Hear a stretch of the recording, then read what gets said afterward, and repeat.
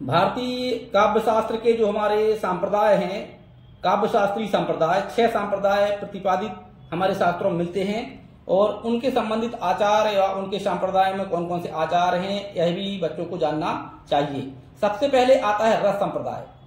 रस सूत्र का जो प्रवर्तक किए हैं आचार्य भरत ने जो है विभाव अनुभाव व्याभिचारी भाव संयोगात रस निष्पत्ति, इस सूत्र के माध्यम से उन्होंने रस को माने काव्य की आत्मा माना है और उसी के आधार पर उन्होंने एक संप्रदाय का वो हुआ और उनको मानने वाले आचार बहुत सारे हुए, जिस प्रकार से भोजराज, भट्टनायक, विश्वनाथ, राजशेखर, केशव मिश्र और शारदा तनय, ये आचार्य रस संप्रदाय के प्रवर्तक या उनके आचार्य माने जाते हैं। उसी प्रकार दूसरा संप्रदाय माना जाता है अलंकार संप्रदाय। मानो उन्होंने काव्य की आत्मा कैसे माना है?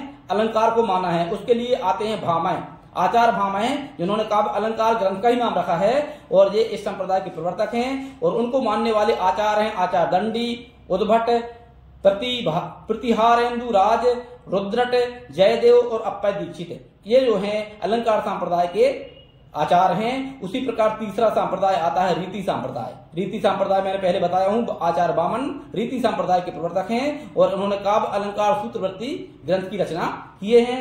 उसी प्रकार ध्वनि संप्रदाय चौथा संप्रदाय है ध्वनि संप्रदाय। आचार्य आनंद वर्धन इसके प्रवर्तक हैं। रुय्यक, मम्मट, अभिनव गुप्त और जगन्नाथ इसके समर्थक हैं। उसी प्रकार वक्रोक्ति संप्रदाय, आचार्य कुंतक का वक्रोक्ति जीवितम ग्रंथ का नाम भी है और इन्होंने अपने काव्य को जो है वक्रोक्ति को काव्य की आत्मा माना है।